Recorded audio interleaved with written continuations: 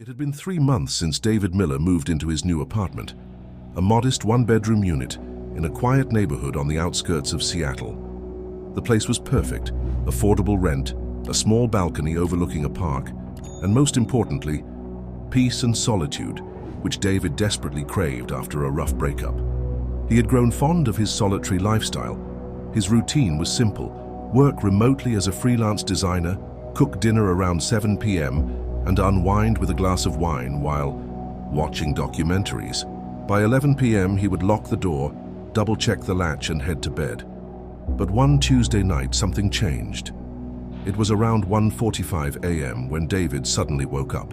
He wasn't sure why. There was no sound, no nightmare, just an eerie feeling of unease. Sleepily he rolled over and glanced at the clock. The faint orange glow from the streetlight outside leaked through the window blinds. Everything seemed still. Just as he was about to drift back to sleep, he noticed something odd. A faint draft brushing against his face. Confused, he sat up. That was strange. The windows were shut. Then he looked towards his bedroom door. It was wide open. His heart skipped a beat. He was sure he had closed it. He distinctly remembered shutting it before heading to bed, just like he always did. Swallowing hard, he slowly got out of bed, his bare feet pressed against the cold wooden floor. As he approached the door, he peered into the living room. The front door was half open. David's breath caught in his throat. His first instinct was to grab the baseball bat he kept beside his bed. With shaky hands, he switched on all the lights and checked every corner of the apartment. The windows were locked.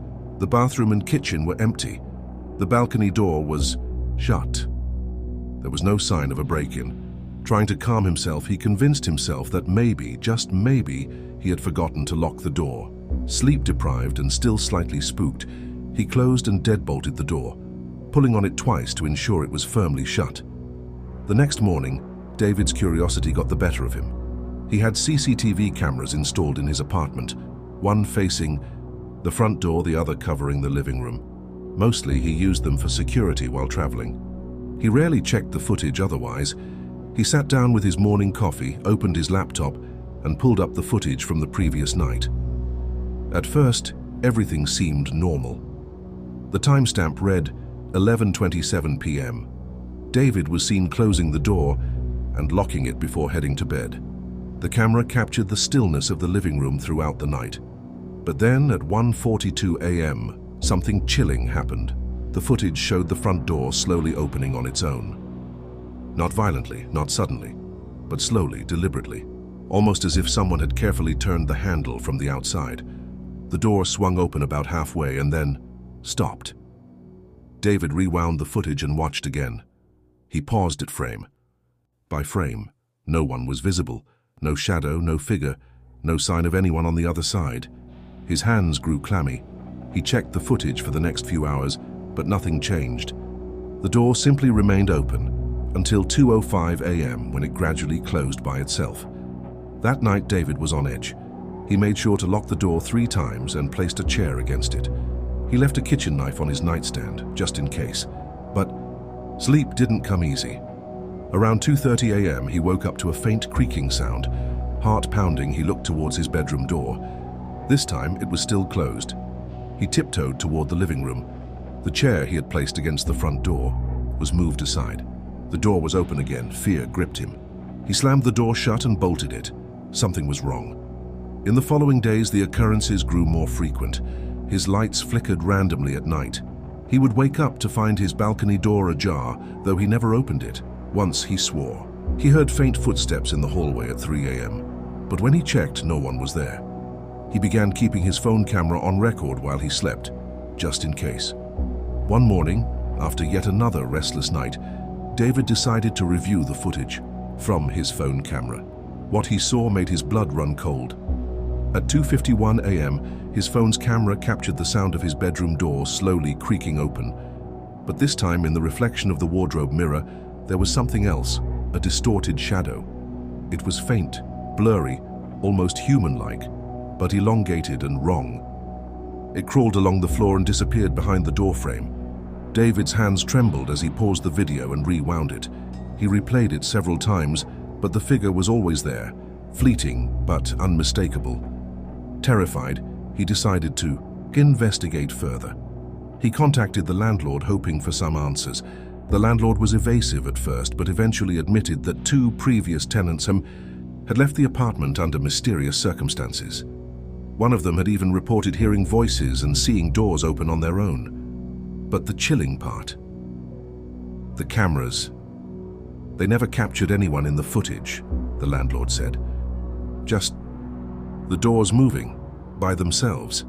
That night, David made the decision to leave the apartment the next morning. But he had to survive one final night. He barricaded the door with his dresser, pushed the couch against the balcony door, and clutched the kitchen knife in his hand. He didn't sleep. He simply sat in bed, waiting. At 3:07 a.m., the temperature in the room dropped drastically. His breath became visible. The lights flickered violently and then shut off completely. The only light in the room came from his phone's flashlight, which he clutched tightly. And then he heard it, a faint, raspy breath just inches from his ear. He spun around, but there was nothing. The shadows in the corners of the room seemed darker, deeper. Suddenly, the door to the living room began shaking violently, as if someone on the other side was trying to force it open. David stumbled backward, knocking over his nightstand. His phone fell to the floor. The shaking stopped, and then slowly, the door began to open. But there was no one on the other side. The room grew colder. The flashlight flickered, and then just for a brief moment, David saw it. A figure barely human with hollow eyes and an unnaturally twisted grin standing in the corner of the room, watching him. He bolted out of the apartment at 4 a.m., barefoot and disoriented. He never went back. A week later, he received a call from the landlord, who had reviewed the CCTV footage. The landlord's voice was shaking. "The cameras caught something last night," he said. "After you left, the footage showed your apartment. Door slowly opening again. But this time there was a shadow walking out, and David and you were already gone." David never found out what haunted that apartment. He moved to a different city, far away. But to this day, he still triple checks his doors before going to bed, because he knows that some doors should never open on their own. When Rachel Carter first saw the listing for the flat, she could hardly believe her luck.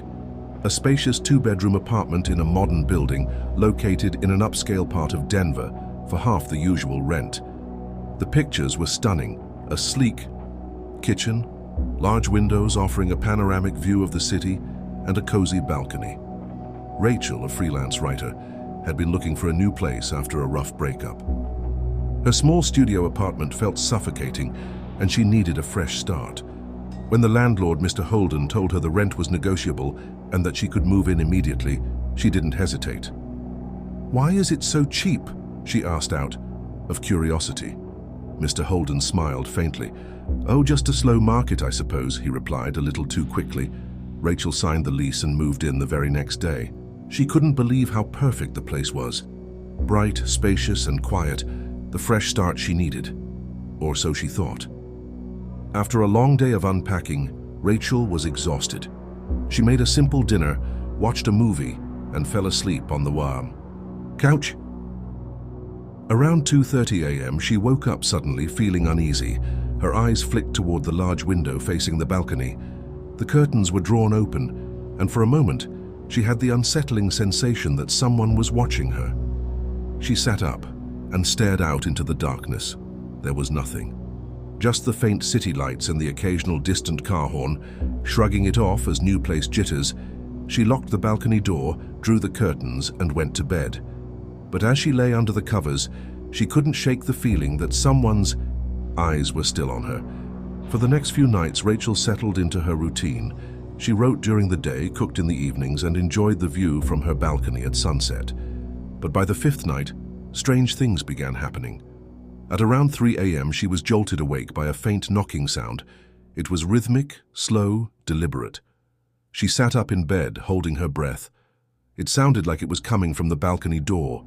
Gripping her phone, she tiptoed toward the living room. The flat was eerily quiet except for the faint, persistent knocking.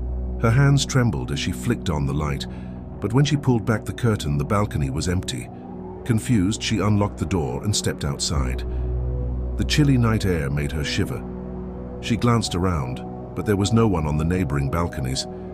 The street below was deserted. She locked the door again and convinced herself it was just her imagination. The following evening, while brushing her teeth, Rachel caught something strange in the mirror's reflection. The bathroom door was slightly ajar, and for the briefest of moments she thought she saw a shadow pass by. Her stomach tightened. She quickly turned around, but the hallway was empty. She checked every corner of the flat, under the bed, in the closet, behind the shower curtain. Nothing. Trying to laugh off her paranoia, she forced herself to relax. But when she went to bed, she could have sworn she heard footsteps pacing in the hallway. The next day, Rachel called Mr. Holden, asking if the building had any CCTV cameras. He told her there were cameras in the hallways, but not inside the flat. Still spooked, Rachel bought a small security camera and set it up in the living room, facing the balcony door. She left it recording overnight. The next morning, she made herself a strong coffee before checking the footage. At first, everything seemed normal. The flat was still quiet. But then, at 2:47 a.m., the camera captured something that made her blood run cold. The balcony door, which she had locked, slowly creaked open. She stared at the footage, her hands trembling. There was no one visible, just the door opening on its own. And then at 2:49 a.m. it closed again. Her heart pounded in her chest. She rewound the footage and played it again. Same thing. The door opened and closed, with no one in sight. Unable to shake the growing sense of dread, Rachel decided to talk to the neighbors. She approached an elderly woman named Mrs. Thompson who lived across the hall. "Hi, I'm Rachel. I just moved into 4B. The woman's face paled. "Oh, you're in that flat." Rachel's stomach twisted. "What do you mean?" Mrs. Thompson glanced nervously down the hallway before lowering her voice. "There was a woman who lived there before you. She didn't make it." Rachel's hands grew clammy. "What happened?" The old woman's eyes filled with pity. "She fell from the balcony. Or at least, that's what they said. But some of us, we heard noises in her flat for weeks after she died." Rachel's throat tightened. She hurried back to her apartment and began scouring the local news archives. And there it was. "Local woman dies in apparent suicide." The article was dated only 6 months ago. The woman's name was Laura Ellis, and she had been found dead in the street below after falling from the same balcony. Rachel had been using, but what sent a chill down Rachel's spine was the rumor mentioned at the bottom of the article. Neighbors claimed to have seen lights flickering in the apartment and report hearing footsteps after Laura's death. Some believe she never truly left. After that night, the strange occurrences grew worse. Rachel would wake up to find the balcony door open, even though she locked it before bed. Her plants were mysteriously knocked over. The temperature in the flat would plummet at random moments, and she would hear faint whispers in the empty rooms. One night, she woke to find her bedroom door wide open, even though she was certain she had closed it. She grabbed her phone and opened the security camera app. Her breath caught in her throat. The footage showed a dark silhouette moving across the living room. A tall, thin figure with no discernible features, just a blurry, shapeless shadow. It glided to the balcony door, opened it, and then simply disappeared. Rachel slammed her laptop shut, her hands shaking violently. Rachel decided to leave the flat the next morning. She packed her essentials and slept with the lights on, but she didn't sleep for long. At 3:11 a.m., she woke to the sound of soft footsteps outside her bedroom door. She clutched her phone, recording the audio. The door handle began to slowly turn. Her heart pounded in her ears. The door creaked open. She aimed her phone at the doorway. In the faint glow of the nightlight, she saw it. A woman with hollow eyes and sunken cheeks, wearing a torn nightgown, standing in the doorway. Rachel screamed, bolted out of bed, and ran into the hallway. She pounded on Mrs. Thompson's door, barely able to breathe. When Mrs. Thompson opened it, Rachel was sobbing. The next morning, she left the flat, never looking back. A week later, Rachel received a text from the landlord. He had reviewed the CCTV footage from the hallway. The footage showed Rachel running out of the flat, But just before she fled, the camera caught something else. A woman's face appeared in the window of the balcony door, pale, expressionless, and staring directly into the camera. Rachel deleted the footage and never spoke of the flat again. But sometimes, even in her new apartment, she would wake in the middle of the night, feeling that someone was watching her.